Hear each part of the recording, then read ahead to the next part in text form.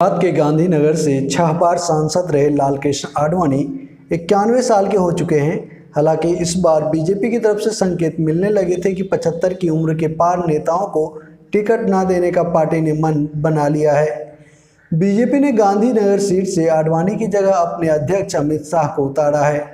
जी हां दोस्तों, आखिरकार भारतीय जनता पार्टी के उम्मीदवारों की पहली सूची का इंतजार खत्म हुआ। पार्टी ने 184 नामों की अपनी पहली लिस्ट जारी कर दी। इस सूची के साथ ही सबसे हैरत बीजेपी अध्यक्ष अमित शाह के नाम को लेकर हुई, जो गांधीनगर से चुनाव लड़ेंगे। अब तक यह सीट पार्टी के वरिष्ठ नेता LK आडवाणी के पास थी।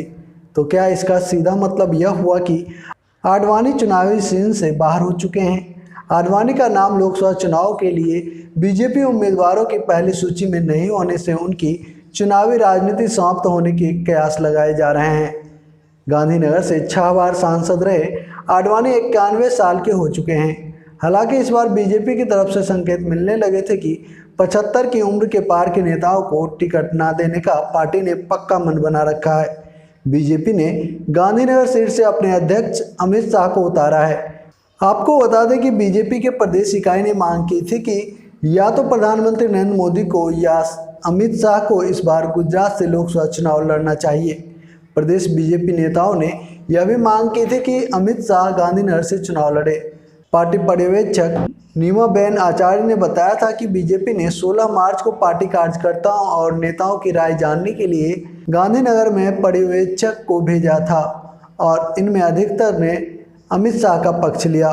बहरहाल बीजेपी की गुरुवार को जारी लिस्ट में सबसे बड़ा सवाल सामने आया, वो यही कि क्या लालकृष्ण आडवाणी के राजनीतिक करियर का अंत आखिरकार हो चुका है। कम से कम पहली लिस्ट के बाद तो यही कयास लगाए जा रहे हैं। आगे की सूची में क्या होगा कुछ बता नहीं सकते, लेकिन संकेत साफ हैं कि अब उनकी विदाई तय है। 91 साल के आडवाणी को अटल बिहारी वाजपेयी के साथ बीजेपी को शून्य से शिखर तक पहुंचाने वाले नेता माना जाता है। लालकृष्ण आडवाणी पूर्व प्रधानमंत्री श्री अटल बिहारी वाजपेयी के साथ बीजेपी के उन नेताओं में शुमार हैं जिन्होंने पार्टी को 2 सीटों की पार्टी को आज मुख्य पार्टी बना दिया।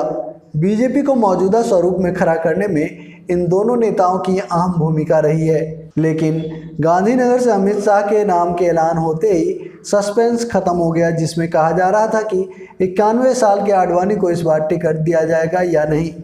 हालांकि पिछली बार ही उनके टिकट को लेकर टकराव था, लेकिन इस बार पहले से ही कहा जा रहा था कि 75 की उम्र के पार नेताओं को टिकट नहीं दिया जाएगा और यही हुआ।